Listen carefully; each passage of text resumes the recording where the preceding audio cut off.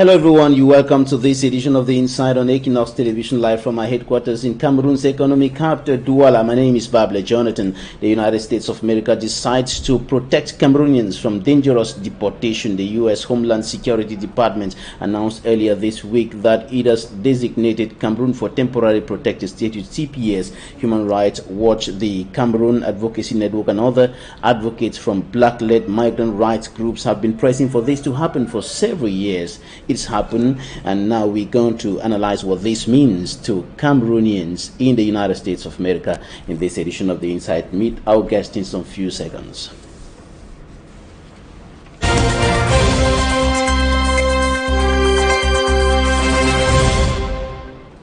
Our first guest today, joining us from Washington, D.C., Lawrence Hibert, researcher, Refugee and Migrant Rights Division at Human Rights Watch. Lawrence, welcome to the program. Thank you very much. Second guest, joining us from New York, Barrister Neneba Innocent Akufo, Cameroonian-born attorney and counselor at law in New York, human rights defender and major proponent of decolonization. Barrister was with us last Sunday and is back again today. Barrister, you're welcome.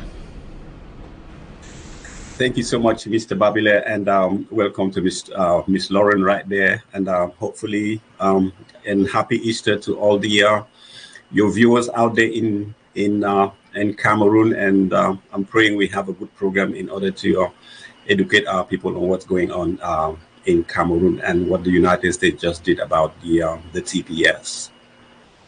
To you, Barrister Neneba, happy Easter to you, Lawrence Hibert, and thank you for sacrificing some time in your Easter celebration to be with us today. Barrister, I begin with you. What does this mean to you as a Cameroonian in the United States, the decision of the U.S. Homeland Security Department to protect Cameroonians from dangerous deportation? Well, again, I have to again, thank you so much, Mr. Babile, for getting us on this program tonight. I think it's going to be a nice program. We pray for that. And you know, as a Cameroonian-born citizen here, living in the United States, working in the United States, and doing everything in the United States, it's a real honor and pleasure that we are here in a state of freedom and liberty to be able to do what we can do. And these are things that you know, we take for granted here in the United States, but it is not that prevalent and common in other parts of the world, and Cameroon being one of the examples.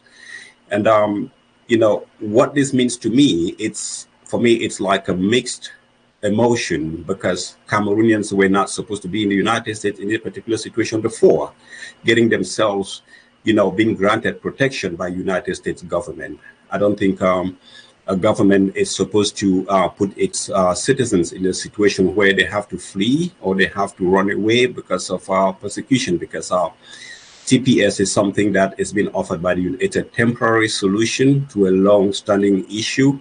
And it is, you know, if you are not fleeing from a natural disaster, then you are fleeing from a man-made disaster. About Cameroon, it is a man-made disaster that has caused these Cameroonians, young and old, to be here in the United States. And thanks to the benevolence of the government of the United States and all the activists that have made this to happen, you know, they have been granted, you know, it's about to happen, because it's not been published in the National Register yet, but it's something that's going to happen because the president has said it will happen. But again, it's mixed, because this is not what we want. We want our people to be back where they belong and build the society the way it's supposed to be built. And, you know, you don't let people to be dictating their, you know, the terms of conditions of what they want to do on you. This is not something we wanted, but we take it and we really thank the United States for what they've done.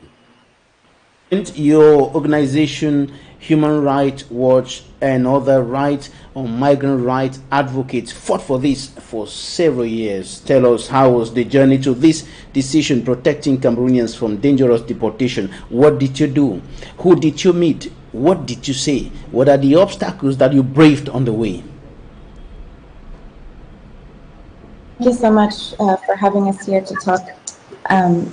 Yes, Human Rights Watch, along with many, many other immigrants' rights groups, particularly Black-led immigrants' rights groups such as the Cameroon Advocacy Network, which was recently formed last year and is a coalition of many, many different rights groups. We have pushed for this for several years, and other groups as well have been pushing for it for many years, ever since particularly the crisis in the northwest and southwest regions of Cameroon had begun to spiral since 2017, and ever since then groups have really been pushing for protection in the U.S. from deportation of Cameroonians in the U.S. And so the announcement the other day is really just a big win for human rights groups and the Cameroonian community in the U.S.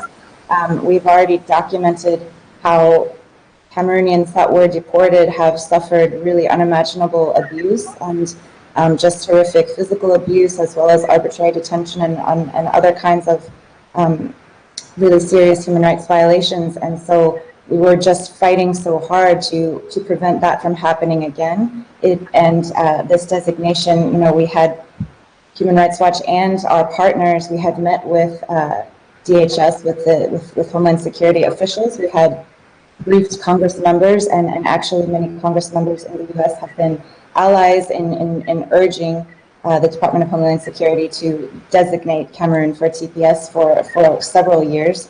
And we had briefed the U.S. State Department as well. We had done many marches and and protests and all kinds of, you know, efforts in solidarity with the Cameroonian community in the U.S. to raise attention to this important issue, given the fact that, you know, on top of the humanitarian crises ongoing in Cameroon, we have seen the harm that has befallen people deported from the U.S. there. And so this is just really an important designation that will protect people. It was certainly not an easy ride. What are the challenges, the obstacles that you had to brave on your way to achieve this decision, this important decision that is aimed at protecting Cameroonians from dangerous deportation from the U.S.? Along the way, I mean, really, it's just the fact that we have known that conditions were dangerous upon returns, even going back several years since 2017, but it took until 2022 for this to happen. And many Black-led immigrant rights groups have argued that there are racial dynamics at play here, and it's been a really challenging battle to get attention in the U.S. to focus on a country which perhaps some Americans are not aware of the dynamics, or perhaps there are, you know, racial biases, and these questions have been raised. And we look at the number of countries that are designated for TPS in the U.S. At this point, I think Cameroon is joining about 14 other countries, if I'm not mistaken. But you also look at the speed with which, for example, Ukraine was designated for temporary protected status, and you had a lot of groups, just really frustrated rights groups that had been pushing for TPS for Cameroon for years, and it was granted in a matter of weeks for Ukraine. And it is very important and certainly merited for Ukraine, but there was the question of, you know, the speed with which that was done, and then the fact that Cameroon has also been experiencing massive displacement, ongoing humanitarian crises, serious human rights violations perpetrated by government forces as well as by armed groups in different regions of the country. And so have, you know, immigrants in the U.S., asylum seekers from Cameroon, immigrants and other Cameroonian community members who have been here for a long time have really just tried so hard to push for this and draw attention from the U.S. government and the U.S. public to the importance of this. And the Department of Homeland Security has estimated, I believe, that it will impact some 11,000 Cameroonians. According to a statement, it was something like 11,000 that might be eligible to apply for this. Other estimates have gone as high as 40,000 Cameroonian community members in the U.S. So the estimates vary, but regardless, it should really impact and protect thousands in the U.S. Well, who are those concerned by this decision? Is everybody concerned? All Cameroonians who are in the U.S.? Well, I think the ones impacted are the ones who are at risk of deportation. So anyone who already has legal status in the U.S., who is a citizen, who has a green card, who has refugee status, they are protected already. So just what's important to emphasize is that TPS, as it's known, is not related to asylum. It is a separate humanitarian designation that has nothing to do with political asylum. It is In this case, it has been designated specifically due to conditions of armed conflict, as well as what they call extraordinary and temporary conditions across the country, which can bring in a range of factors. And so it's related to the conditions that make it unsafe for anyone to be deported to Cameroon in the country. And so any Cameroonian in the US who has been, for example, denied asylum, or who has other immigration issues that may put them at risk of being deported, now no longer has to worry about that, and can apply for TPS once the notice is published in the Federal Register. It's not possible to apply yet, but once it is possible to apply, Cameroonians who apply can be protected for the period of 18 months.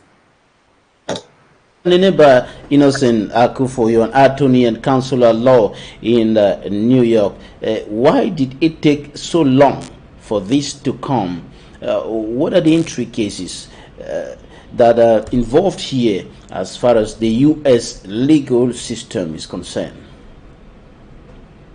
As Lawrence said, there might have been a little bit of some different overtones, one of them being racial or, just being mere political, because most Americans may not really know where Cameroon is. Believe it or not, they may not. And that's one of it. But again, thanks to activists like her and the other Cameroonian lawyers and other human rights groups here in the United States who have been so persistent on this particular issue. She mentioned about Ukraine, because when the war started in Ukraine, it took them just about a week or two to dedicate Ukraine as, a beneficiary of TPS. Even the asylum seekers from Ukraine, they are just granted a carte blanche. That it has taken, the United States Senate or Congress, to designate, or the Department of Homeland Security to designate Cameroon as a beneficiary of TPS that long. Again, it's something that we might talk about at a different date, but the good thing is it has been granted, and that's what's most important here at this particular moment. But again, we still go back in a situation where we were not supposed to find ourselves in this situation, because TPS is granted based on humanitarian disasters or man-made disasters. And what has happened in Cameroon for the last 5 years, Ms. Lauren talks about from 2017, but the crisis in Cameroon has been existing for a pretty much long time. I know that because I am from that particular country, and I don't fault her for that, because, we are only knowing about Cameroon now because of the ongoing civil war or armed conflict between the government and the would-be assertionists or separatists, the way they want to call them. But that's what has happened, and this has brought this thing to the forefront. I've known people have manifested here in the United States. People have gone all over, consulates all over the Americas, all over the world, Cameroonians in particular. They've done it in order to highlight what's going on, the deteriorating situation that's going on in Cameroon in terms of governance. And, they've not been heard, but in the end, that's what it is. DHS has designated Cameroon as a country that abuses human rights. They don't respect the basic freedoms of people, and that's why their citizens are fleeing. This is a slap on the wrist of the Cameroonian government, because there are other countries in Africa where they have political tension and rivalries between their parties, but their countries have not been designated, for TPS. As Ms. Lawrence said, it's an 18-month program which is renewable. Once it has expired, countries like El Salvador, where this all started in the early 1990s. They're still on TPS because of the armed conflict, or the conflict in El Salvador and Honduras and most of Latin America, because these countries are extremely violent. And that's what the Southern Cameroon is. If we have to take anything from this TPS, we have to look at the government that is in Cameroon and see exactly what they're doing to its people. If you cannot take a ton to take out a ton, you cannot take a sword to take out a sword. You take hope to rout out despair. And that's what has brought Cameroon to this particular juncture. And if the politicians don't see what has gone wrong in Cameroon, this is an acknowledgement by the United States government that there is something wrong in Cameroon, because their ministers, the government officials, they go around peddling the fact that there is nothing in Cameroon. It is not true. If you look at if you read this book, the mystery of mindfulness by this Buddhist monk, Krishna Han, who says they give you a raft to go across the river but not go around the river. The politicians in Cameroon, they've been given the opportunity to bring peace and progress in Cameroon. They have not done it. This is where we find ourselves. From independence in Cameroon till today, you've had two presidents, which is absolutely unprecedented for a very good country like that. Really. They've brought down the country to its knees, and this is where we find ourselves. Those that have been deported. I'm sure we were here on this program sometimes last year, Mr. Babido, when we talked about, hundreds of Cameroonians being deported. They did not have to see this day of light here in the United States. They were deported.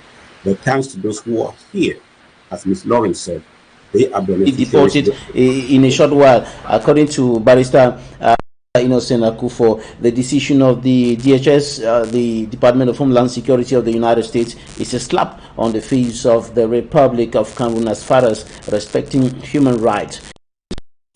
But it's also relief, as you indicated, and as it is stated in the publication of Human Rights Watch. It's a relief to many Cameroonians in the United States of America, and even to those who were already deported, who are expecting that something could be done for them in the light of taking them back to the United States. Now, Lauren, tell us, how much of relief is this decision to the thousands of Cameroonians in the United States of America?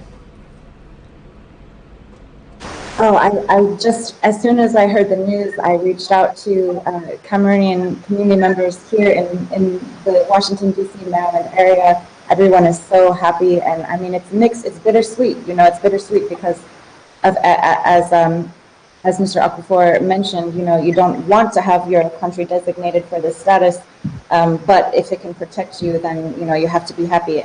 And they expressed to me that they felt they've been through so much pain, and some of them are asylum seekers who have yet to receive decisions. Some had been denied in what we would classify as unfair asylum denials in some cases by the U.S. immigration courts. But just regardless, now they can breathe a sigh of relief. They said they're just feeling safe finally for the first time. They had been constantly, waiting for the day when ICE immigration.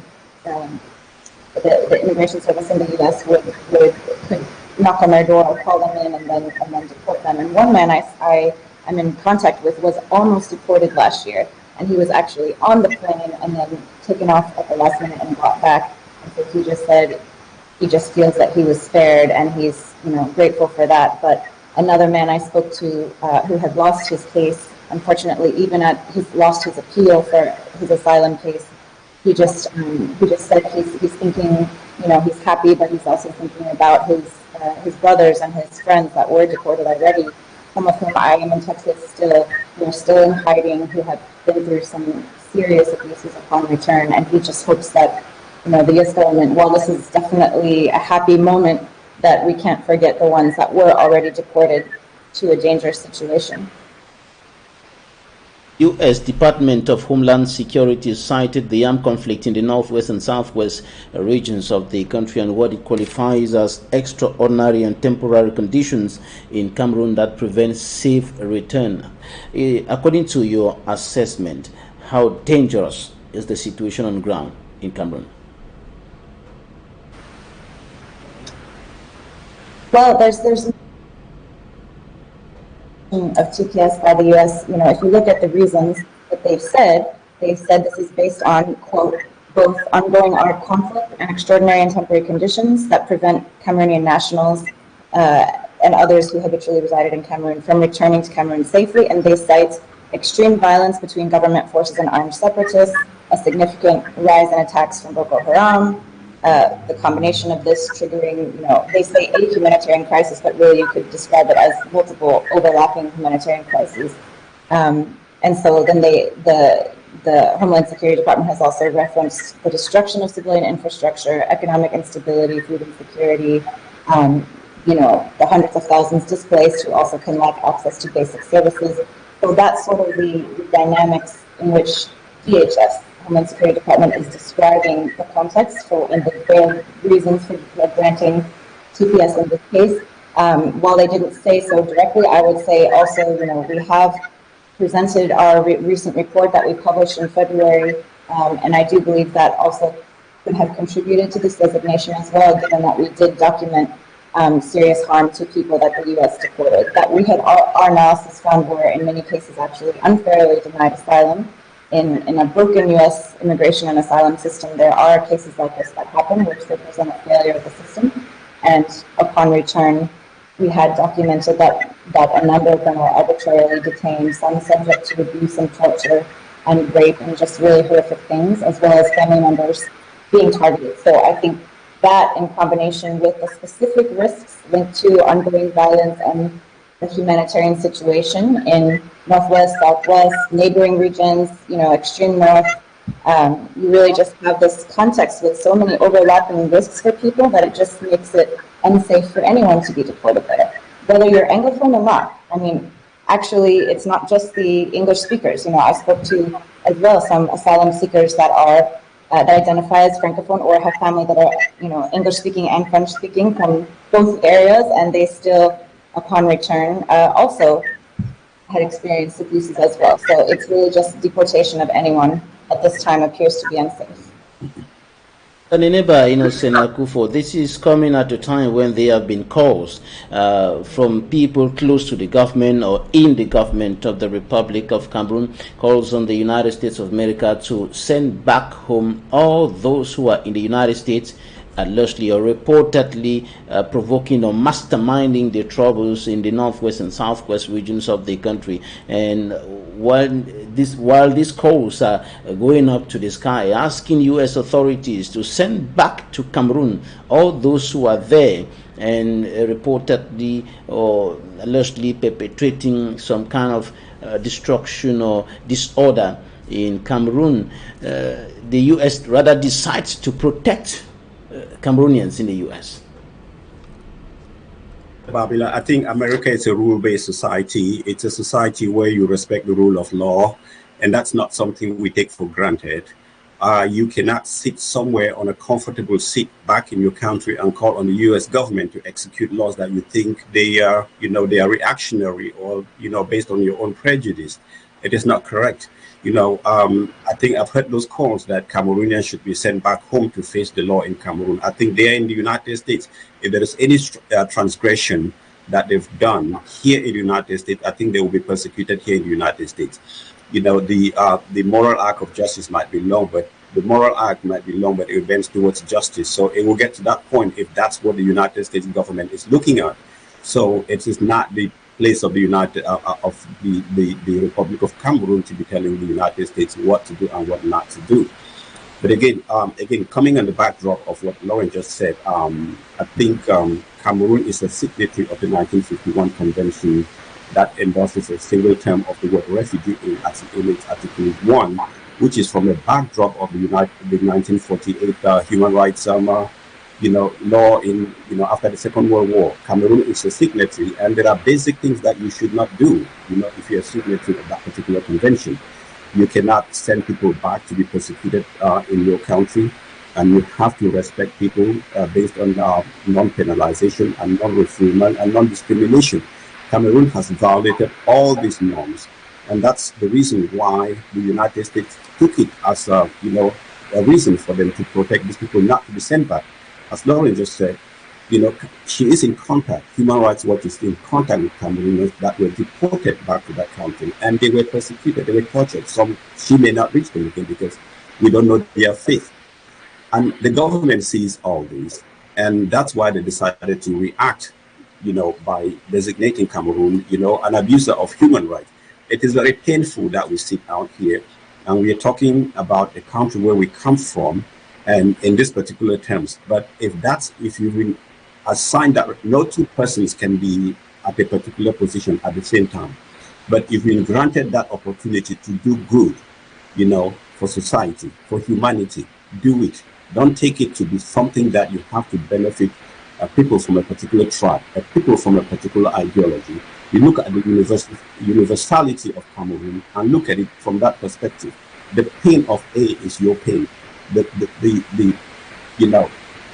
What be actually benefits in the society, it's your benefit also. If you look at society from that particular lens, then we will not find ourselves where we are today. That this crisis is actually happening in, the former British Southern Cameroon. That's what has triggered this. Every other Cameroonian now is a beneficiary. Even those who are from, Francophone Cameroon, they are beneficiaries of this. And this, again, just goes to underscore the fact that in Cameroon, Miss Lauren might not really understand. I speak this from a position of knowledge about the country, because that's where I was born. That's where I was born, and I understand the dynamics of, what has transpired in this country through years, where we find ourselves today. We have the English-speaking Cameroonians, the part of the Cameroons that's in this particular struggle. They might mention Boko Haram as as one of the reasons why they're designating Cameroon as a TPS beneficiary. But of course, Boko Haram is in Nigeria, not in Cameroon. The way they are based is in Nigeria, not in Cameroon. So the real reason why this thing is happening, they might mention Boko Haram, as I said, but the main reason, it is the conflict. It is the armed conflict between the government and the would-be separatists or assertionists, whichever way you want to call it. I think it is high time for the government of Cameroon to get the right people at the table to sit and discuss peace in Cameroon, so that people can sit quietly and our children don't walk through these treacherous journeys from Africa to South America, and some die in the process of getting to the United States. They should not be. That's not the mantra that the way it is traveling.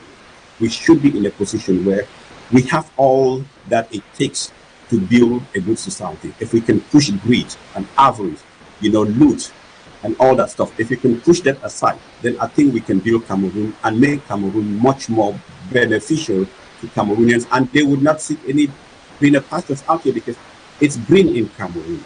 It is not purple, it is green.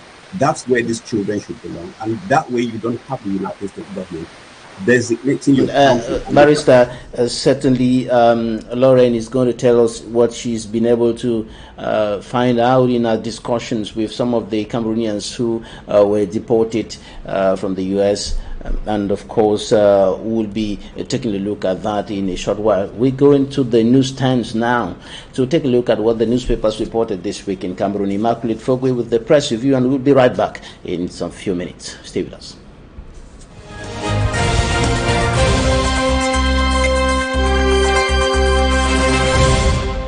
The Voice Weekender reports on the killing of 4 prison administrators by separatist fighters in Bui Division of the Northwest region, including the Northwest Penitentiary delegate. According to the Garden Post, Northwest DDR boss accuses elites of lying about the security situation in the region.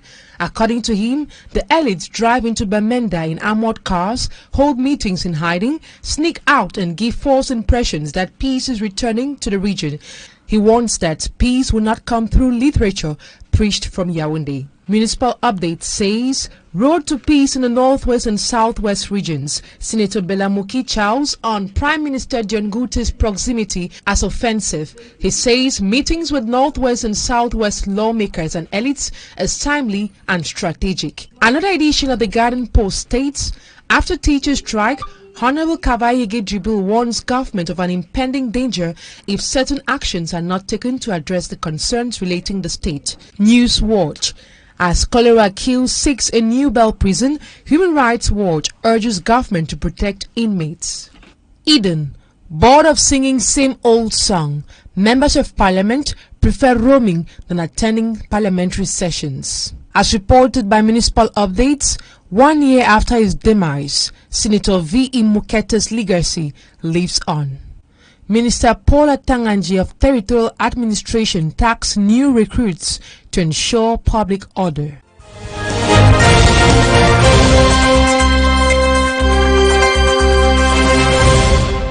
Thank you, Immaculate Fogwe with the press review. We are still with our guest, Lauren Seibert, researcher, refugee and migrant rights division at Human Rights Watch, and Barrister Neneba Inosenaku for Cameroon-born attorney and counsel at law in New York and human rights defender, major proponent of decolonization. Lauren, according to your organization, Human Rights Watch, people deported to Cameroon also face risk because of their real or perceived opposition to the government. Tell us more about this.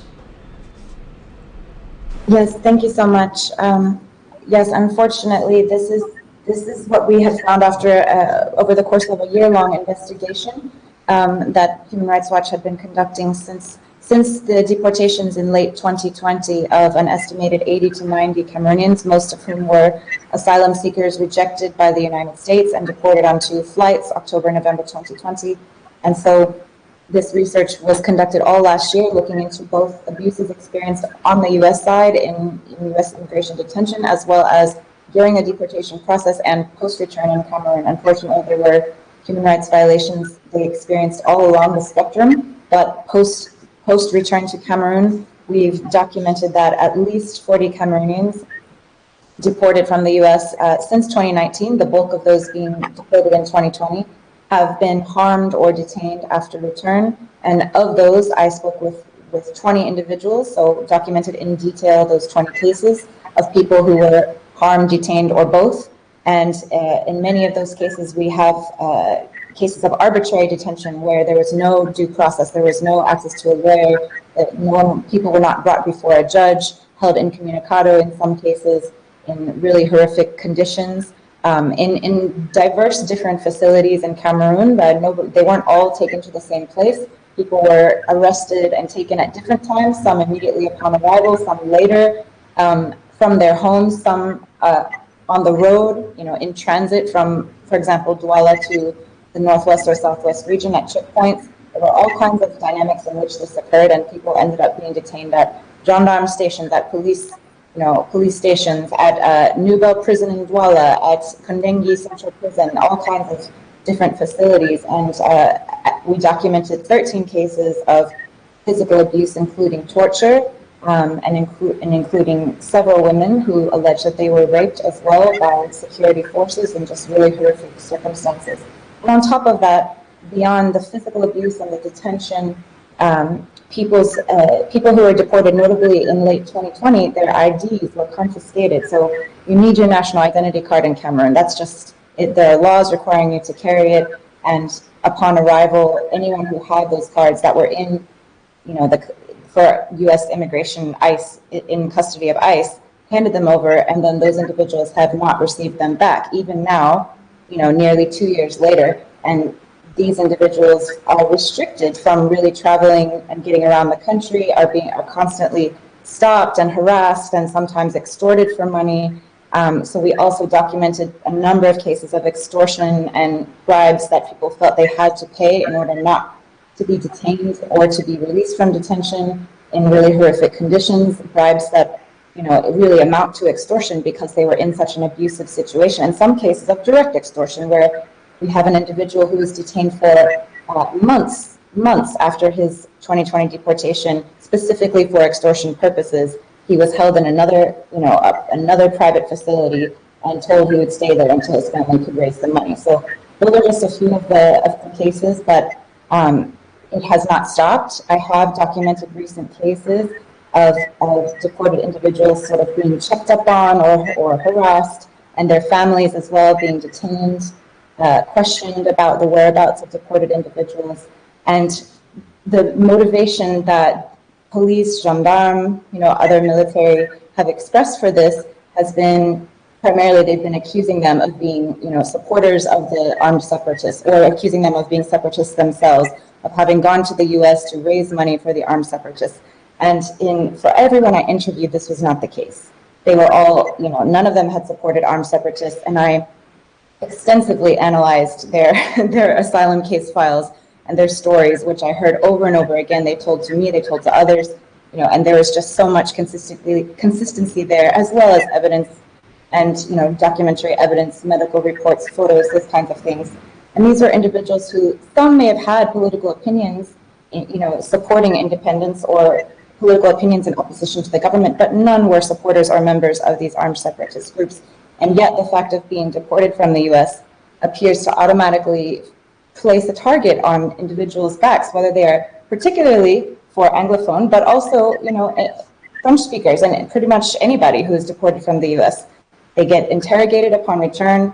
Why did you flee to the US? If they were known to have sought asylum, why did you seek asylum? What did you say to the US government? These were things that Cameroonian authorities are known to have said in interrogations to deportees.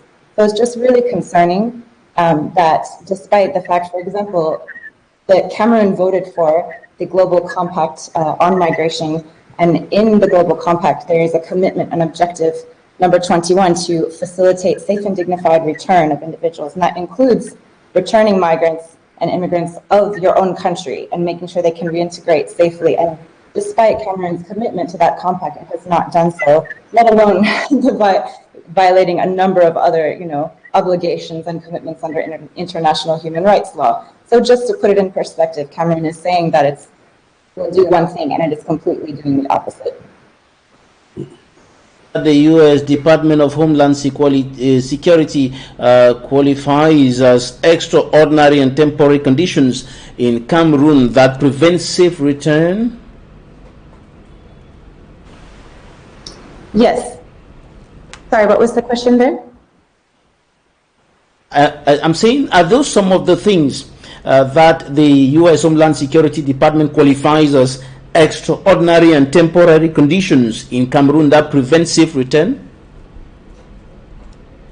That is the category within temporary protected status. It can be for one or more of the three key reasons: armed conflict, environmental disaster, or extraordinary and temporary conditions. And that by nature is not defined for the very reason that it can be flexible. It can apply to different crisis situations and situations in which there is ongoing human rights violations, state-sponsored rights violations, impunity for violations. And in this case, I do believe that's, while it's not named so, outlined in detail by the U.S. government, I believe that is what that designation refers to here, because you, despite all of the reporting and all of the abuses that have been documented, particularly in the context of the Anglophone regions and the crisis there, there has not been, people have not been held to account, and there have not been adequate investigations and remedies as well. So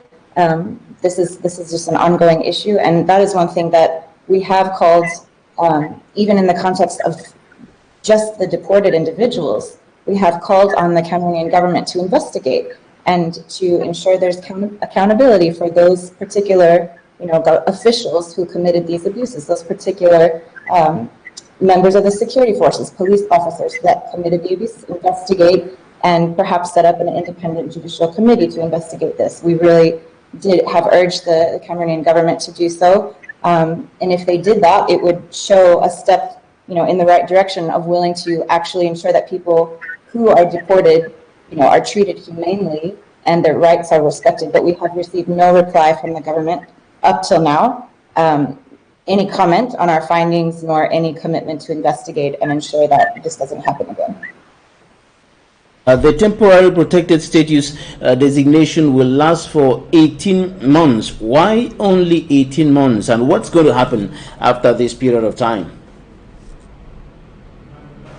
Yeah, well, by nature, and I'm sure Mr. Akufor can also speak to this, but by nature, TPS is meant to be a temporary humanitarian mechanism of protection. So it does not grant the same benefits and pathway to citizenship that, for example, asylum does. And so, in fact, it is better for an individual who has a legitimate asylum claim, under Refugee Convention grounds, it is better for that person to apply for and be granted asylum, as that would lead to, the ability to remain in the United States longer term.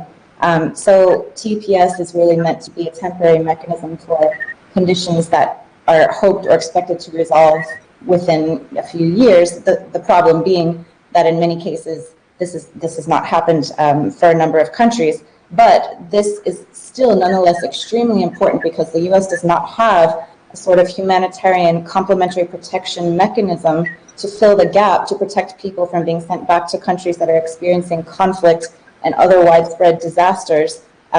Like some other countries, for example, in Europe, they have these kind of mechanisms, other types of protection that can last even longer than 18 months for individuals in those circumstances. But the United States does not.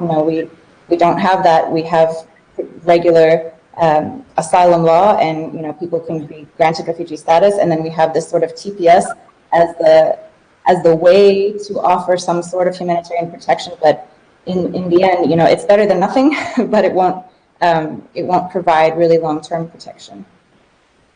Well, so Barrister Nineba, well, thank you, Lauren, for answering and giving us information as far as that is concerned. Now, Barrister Nineba Innocent, can Cameroonians residing in the U.S. as from April 14, 2022 apply for TPS now?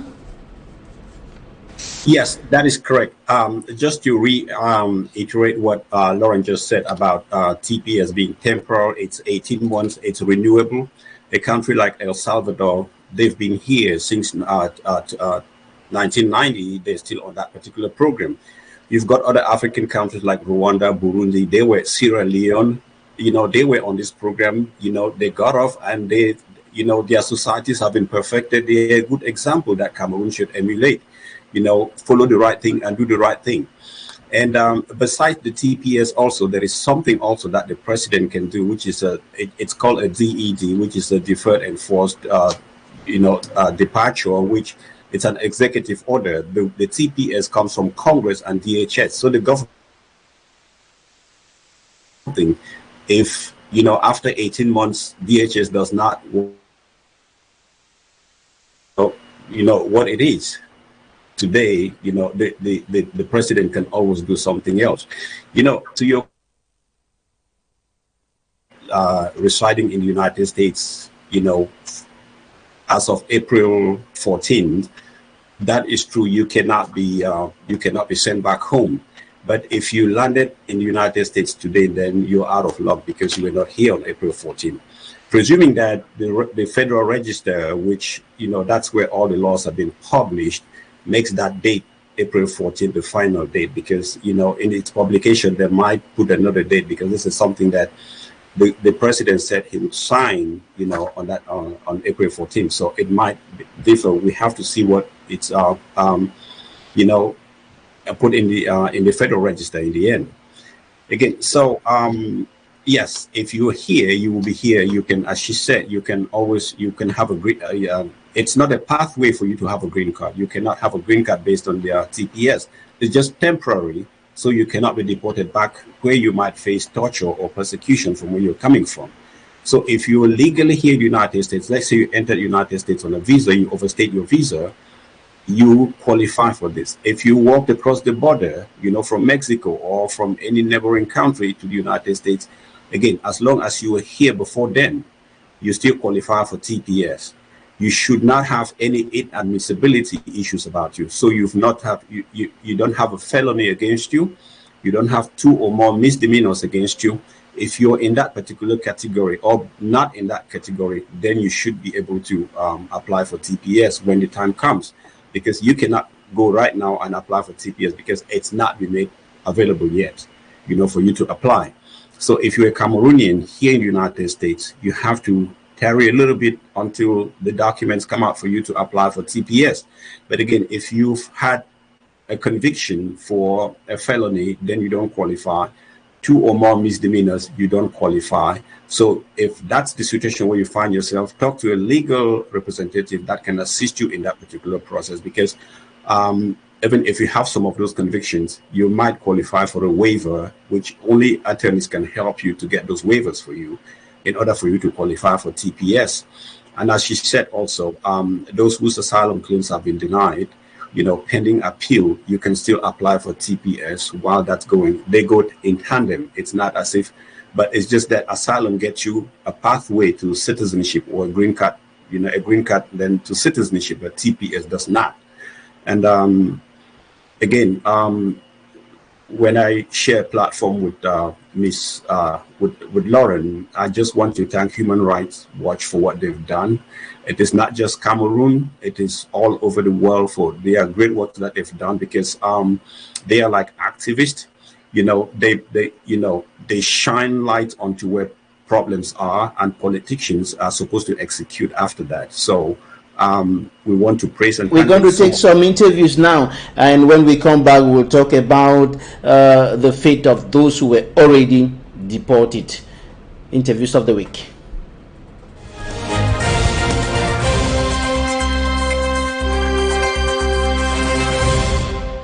Our farm to market roads network are not the best, so that farmers can easily transport their products.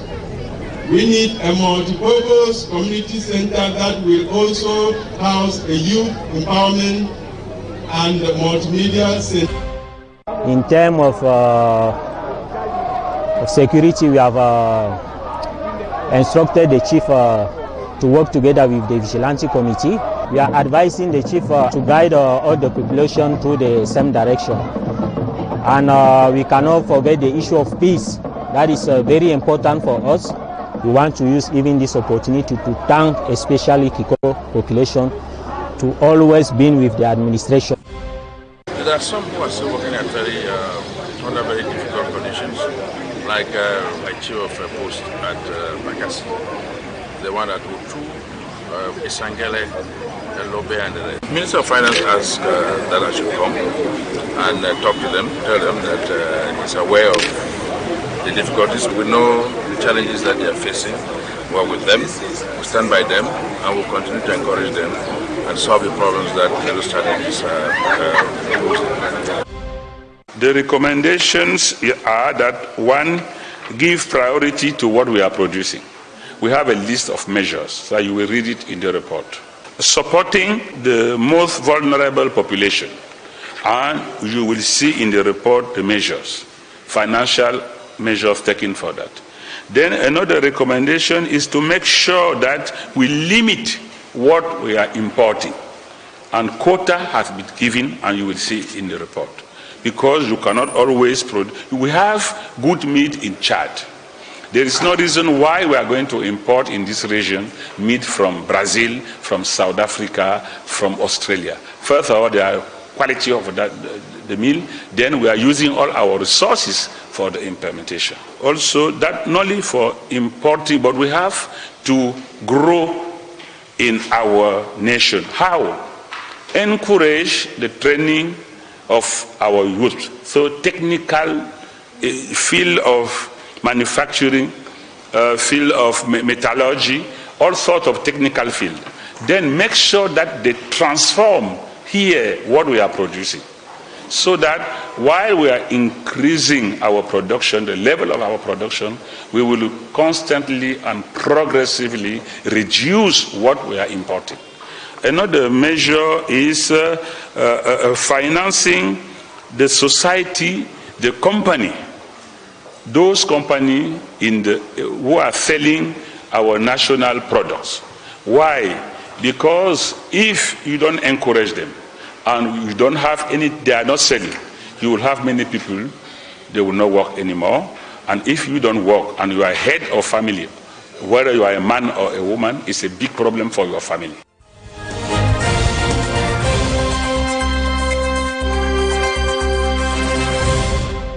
Those were interviews of the week, and we're rounding up this edition of The Insight very quickly. Lauren, what about the Cameroonians who were recently deported? Can this decision of the U.S. Homeland Security Department open a way for them to return to the U.S.? Fortunately, no. The designation of TPS does not provide any assistance or avenue for deported individuals to return. So that is a separate piece of advocacy that we are now turning to, now that we have won the fight for TPS, which is a big win. Now we'd like to turn to pushing the U.S. government to offer avenues and channels for people that we characterize as wrongly deported to return and have fair reassessments of asylum claims because they were wrongfully rejected the first time around, which our research did find in a number of cases. So that's what we're hoping to push for. And with this decision, the coming days are certainly brighter for Cameroonians in the U.S. Yes, it is. It's a good day for Cameroonians here in the United States, whether you speak English or you speak French or you speak just your dialect. I mean, it's a good day for you to be in the United States, pre-April 14, because you will be guaranteed protection if you had no status here in the United States. But again, as I was saying before you went on the commercial break, we want to thank Human Rights Watch for what they've done.